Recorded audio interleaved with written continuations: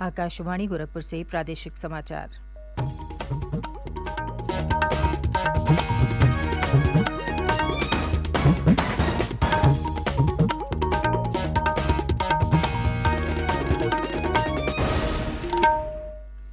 नमस्कार।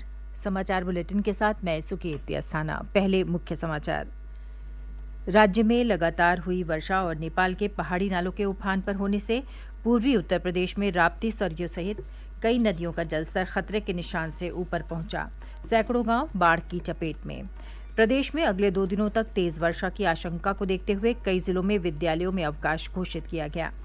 मुख्यमंत्री योगी आदित्यनाथ ने कहा, प्रदेश सरकार महर्षि वाल्मीकि की साधना स्थली चित्रकूट के लालापुर का सौंदर्यीकरण कर पर्यटन केंद्र के रूप में कर रही है विकसित। और ईद मिलादुन नबी और शरद पूर्णिमा का पर्व कल प्रदेश भर में श्रद्धा और उल्लास के साथ मनाया गया।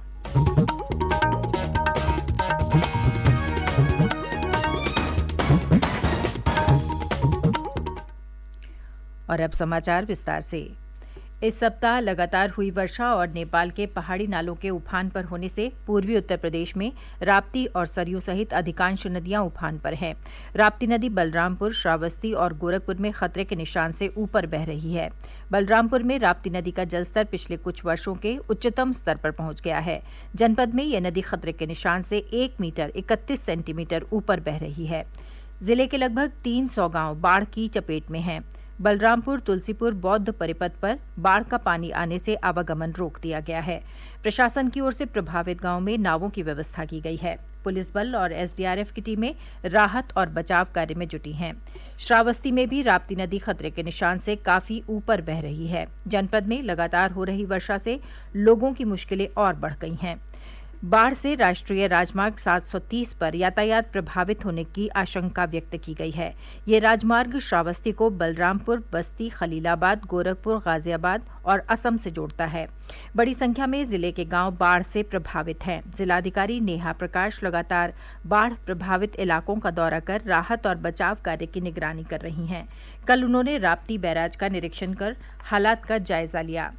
जिलाधिकारी ने बाढ़ प्रभावित क्षेत्रों में लोगों को राहत सामग्री और बच्चों को बिस्किट और भोजन के पैकेट वितरित किए। गोरखपुर में भी राप्ती नदी का जलस्तर खतरे के निशान से ऊपर पहुंच गया है। जनपद के कई जिले बाढ़ की चपेट में हैं। वहीं सरयू नदी बहराइच और बाराबंकी में खतरे के निशान से ऊपर बह रही है। बस्ती जिले में घाघरा नदी खतरे के निशान से ऊपर बह रही है। यहां बड़ी संख्या में गांव बाढ़ की चपेट में हैं और किसानों की सैकड़ों एकड़ धान की फसल डूब गई है। जिला प्रशासन ने बाढ़ चौकियों को सक्रिय करने के साथ ही राहत और बचाव कार्य तेज कर दिया है। जिलाधिकारी प्रियंका निरंजन ने बताया कि बाढ़ प्रभावित गांव में लोगों को जरूरी मदद और नाव उपलब्ध कराई गई हैं। उन्होंने बताया कि बाढ़ प्रभावित क्षेत्रों में राहत सामग्री का वितरण किया जा रहा है। प्रदेश में अगले 2 दिनों के दौरान तेज वर्षा की आशंका को देखते हुए कई जनपदों में स्कूलों में आज अवकाश घोषित किया गया है। लखनऊ, लखीमपुर खीरी, उन्नाव, फतेहपुर, बस्ती, अम्बेडकर नगर, हापुड़, गौतम बुद्ध नगर और एटा में आज कक्षा 12वीं तक के स्कूलों में अवकाश रहेगा। आगरा में आज और कल कक्षा 12वीं तक के विद्यालय बंद रहेंगे। पीलीभीत, संभल, औरैया और फर्रुखाबाद में 8वीं तक के स्कूलों में अवकाश घोषित किया गया है। बदायूं और सिद्धार्थनगर में आज और कल कक्षा 8 तक के स्कूल बंद रहेंगे। इस बीच प्रदेश के कई जनपदों में वर्षा का सिलसिला जारी है। अम्बेडकर नगर, एटा, मैनपुरी, बदायूं और गौतम बुद्ध नगर सहित अन्य जनपदों में लगातार हो रही बारिश से धान की फसल को नुकसान के समाचार हैं। मौसम विभाग ने अगले 3 दिनों के दौरान प्रदेश के कई स्थानों पर वर्षा होने की संभावना जताई है।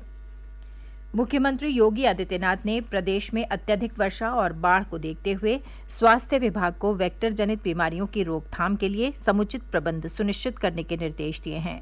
लखनऊ में कल उच्च अधिकारियों के साथ समीक्षा बैठक में उन्होंने कहा कि सभी मेडिकल कॉलेज और जिला अस्पतालों में डेंगू सहित विभिन्न वेक्टर जनित रोगों के संबंध में आइसोलेशन वार्ड बनाए जाएं। उन्होंने कहा कि बाढ़ प्रभावित लोगों को जनप्रतिनिधियों के माध्यम से राहत सामग्री का वितरण किया जाए और जनधन की क्षति पर शासन द्वारा अनुमन्य राहत राशि तुरंत प्रदान की जाए। श्री योगी ने कहा कि प्रधानमंत्री नरेंद्र मोदी के मार्गदर्शन में ट्रेस, टेस्ट, ट्रीट और टीकाकरण की रणनीति के सफल क्रियान्वयन से प्रदेश में कोरोना संक्रमण पर प्रभावी नियंत्रण बना हुआ है। उन्होंने कहा कि त्योहारों के मद्देनजर कोरोना के प्रति सतर्कता और सावधानी बहुत आवश्यक है। उन्होंने कोविड टेस्ट की संख्या बढ़ाने के साथ जन जागरूकता के लिए पब्लिक एड्रेस सिस्टम का व्यापक उपयोग करने के निर्देश दिए। प्रादेशिक समाचार आप आकाशवाणी गोरखपुर से सुन रहे हैं। ये समाचार बुलेटिन हमारे YouTube channel AIR news Gorakhpur और ट्विटर हैंडल AIR_GKP पर भी उपलब्ध है। मुख्यमंत्री योगी आदित्यनाथ ने कहा है कि प्रदेश सरकार रामायण महाकाव्य के रचयिता महर्षि वाल्मीकि की पावन साधना स्थली चित्रकूट स्थित लालापुर का सौंदर्यीकरण करके इसे पर्यटन केंद्र के रूप में विकसित कर रही है। महर्षि वाल्मीकि की जयंती पर कल लखनऊ में महर्षि वाल्मीकि जन्मोत्सव समारोह में अपने संबोधन में श्री योगी ने कहा कि यहाँ पहाड़ी की ऊंची चोटी तक सुगमता से पहुंचने के लिए रोप वे का निर्माण किया जा रहा है। मुख्यमंत्री ने कहा कि सरकार ने वाल्मीकि समुदाय के उत्थान और उज्ज्वल भविष्य के लिए आयोग का गठन किया है।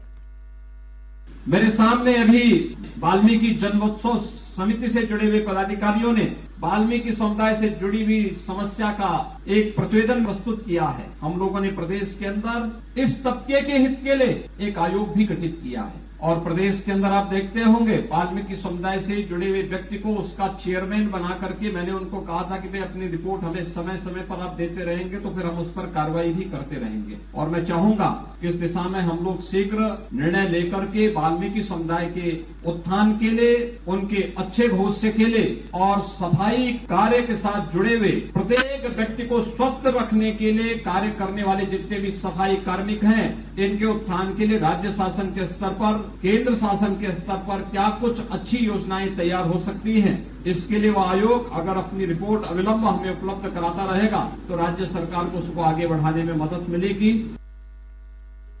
वाल्मीकि जयंती पर कल प्रदेश भर में विभिन्न कार्यक्रमों का आयोजन किया गया। नगर विकास मंत्री AK शर्मा ने लखनऊ में सफाई कर्मियों का सम्मान किया। उन्होंने कहा कि सफाई कर्मी नगर विकास का अहम हिस्सा हैं। वो शहर के लोगों को स्वच्छ वातावरण देते हैं। इस अवसर पर उन्होंने सफाई कर्मियों को टूल किट भी वितरित किए। राष्ट्रीय स्वयंसेवक संघ के सरसंघ चालक मोहन भागवत ने कल कानपुर के नाना राव पार्क में महर्षि वाल्मीकि की प्रतिमा पर माल्यार्पण कर उन्हें नमन किया। इस अवसर पर उन्होंने कहा कि समाज के हर वर्ग के सुखी रहने से ही पूरा समाज सुखी रह सकता है। साथ ही उन्होंने उम्मीद जताई कि 25 से 30 साल बाद ऐसा समय आएगा जब पूरी दुनिया वाल्मीकि जयंती मनाएगी। पैगंबर हजरत मोहम्मद साहब का जन्म दिवस ईद मिलादुन नबी कल श्रद्धा और आस्था के साथ मनाया गया।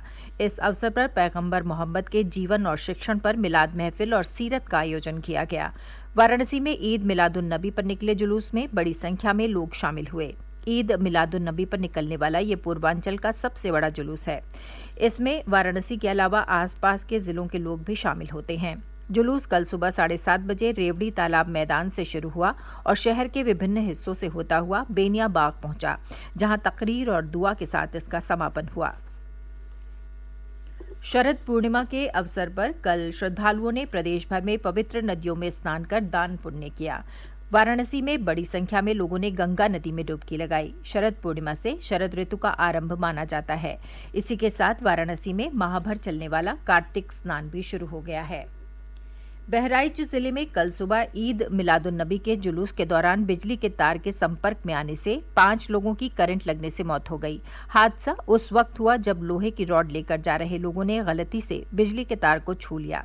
मुख्यमंत्री योगी आदित्यनाथ ने घटना पर दुख जताते हुए शोक संतप्त परिवारों के प्रति संवेदना व्यक्त की है।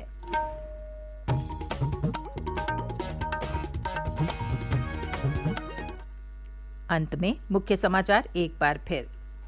राज्य में लगातार हुई वर्षा और नेपाल के पहाड़ी नालों के उफान पर होने से पूर्वी उत्तर प्रदेश में राप्ती, सरयू सहित कई नदियों का जलस्तर खतरे के निशान से ऊपर पहुंचा। सैकड़ों गांव बाढ़ की चपेट में। प्रदेश में अगले 2 दिनों तक तेज वर्षा की आशंका को देखते हुए कई जिलों में विद्यालयों में अवकाश घोषित किया गया। मुख्यमंत्री योगी आदित्यनाथ ने कहा, प्रदेश सरकार महर्षि वाल्मीकि की साधना स्थली चित्रकूट के लालापुर का सौंदर्यीकरण कर पर्यटन केंद्र के रूप में कर रही है विकसित। और ईद मिलादुन नबी और शरद पूर्णिमा का पर्व कल प्रदेश भर में श्रद्धा और उल्लास के साथ मनाया गया।